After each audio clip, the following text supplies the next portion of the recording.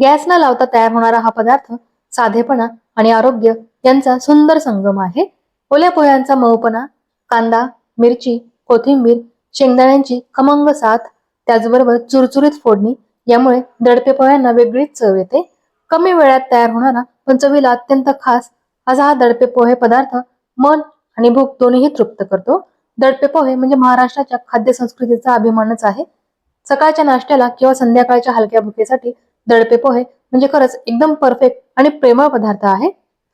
चला तर मग अगदी खास अशा रेसिपीला आता आपण सुरुवात करूया।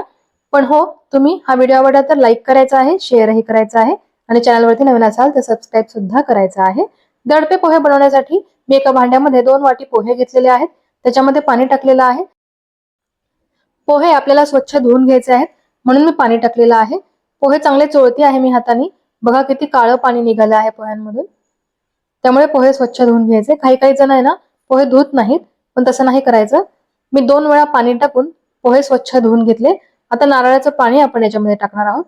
2 वाटी पोहे घेतले होते, आता 1 वाटी नारळाचं पाणी मी याच्यामध्ये टाकणार आहे आणि या पाण्यामध्ये हे पोहे चांगले भिजू देणार आहे।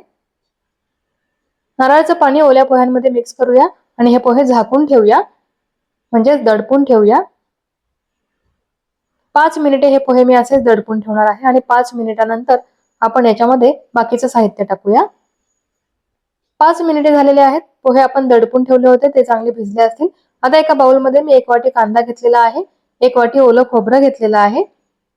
आता कोथिंबीरही टाकूया। चवीनुसार मीठ आपण याच्यामध्येच टाकायचं आहे। थोडीशी साखरही टाकूया आणि अर्धा लिंबू सुद्धा पिळणार आहे। अर्ध्या लिंबाचा रस आपण याच्यामध्ये टाकणार आहोत। आता हे सर्व साहित्य आपण छानसं मिक्स करूया। हातानेच आपल्याला हे सगळं चुरून घ्यायचं आहे, म्हणजे सगळं साहित्य अगदी व्यवस्थित मिक्स होईल। नंतर आपण याच्यामध्ये भिजवलेले पोहे टाकणार आहोत। पोहे मी अगदी जाड वापरलेले आहेत। तुम्ही जर पातळ पोहे वापरणार असाल तर त्याच्यामध्ये नारळाचं पाणी थोडंसंच टाका। मी अगदी जाड पोहे वापरलेले आहेत म्हणून 1 वाटी नारळाचं पाणी टाकून पोहे भिजत ठेवले होते आणि तुम्ही इथे बघू शकता पोहे अतिशय छान मऊ भिजलेले आहेत। ते मोकळे सुद्धा झालेले आहेत आणि मऊ सुद्धा झालेले आहेत। असेच पोहे आपल्याला भिजून घ्यायचे आहेत। त्याचा जास्त लगदाही करायचा नाही आणि ते खूप कोरडेही करायचे नाही। अगदी मऊसूत मोकळे मोकळे पोहे भिजून घ्यायचे।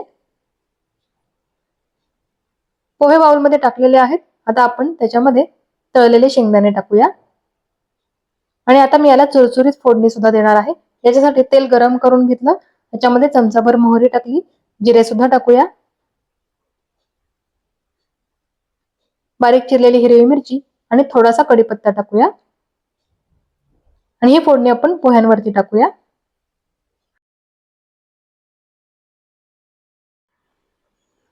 फोडणी टाकल्यानंतर आता आपण हे पोहे चांगले मिक्स करून घेऊया, म्हणजे सर्व साहित्य अगदी छान एकजीव होईल।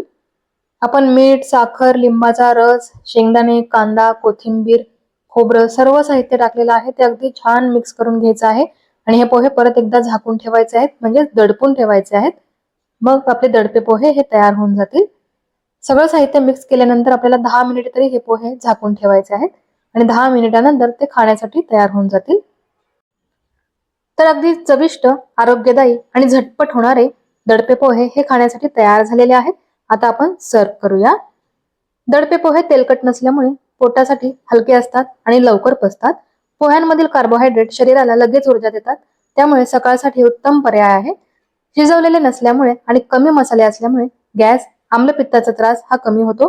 कमी तेल आणि कमी कॅलरीज असल्यामुळे वजन कमी करण्यासाठी अगदी योग्य पदार्थ आहे। कांदा, कोथिंबीर, लिंबू, शेंगदाणे यामुळे फायबर, विटॅमिन्स आणि प्रोटीन मिळते। न शिजवता तयार होणारा पदार्थ असल्याने वेळही वाचतो आणि स्वयंपाकघरात सोपा पडतो। गॅसचीही बचत होते। कच्च्या घटकांमुळे चव ताजी लागते आणि भूकही छान लागते। असे हे अगदी चविष्ट दडपे पोहे तुम्ही सुद्धा नक्की बनवा, खा आणि कशी वाटली ही रेसिपी मला नक्की कमेंट करून सांगा। तुम्हाला जर आजची आपली रेसिपी आवडली असेल तर व्हिडिओला लाईक करायला बिलकुल विसरू नका, शेअरही करा आणि चॅनलवरती नवीन असाल तर सबस्क्राईब करायला बिलकुलच विसरू नका। कारण अशाच साध्या आणि सोप्या रेसिपीज आपण आपल्या चॅनलवरती बघणार आहोत आणि हो बाजूची बेल आयकॉनही प्रेस करा। यामुळे काय होईल, तुम्हाला आपल्या चॅनलवरील नवीन नवीन रेसिपीचे नोटिफिकेशन हे लगेचच मिळेल। तर नक्की व्हिडिओला लाईक करा, शेअर करा आणि चॅनलवरती नवीन असाल तर सबस्क्राईब करा। अशीच मस्त रेसिपी घेऊन आपण पुन्हा भेटूया। धन्यवाद।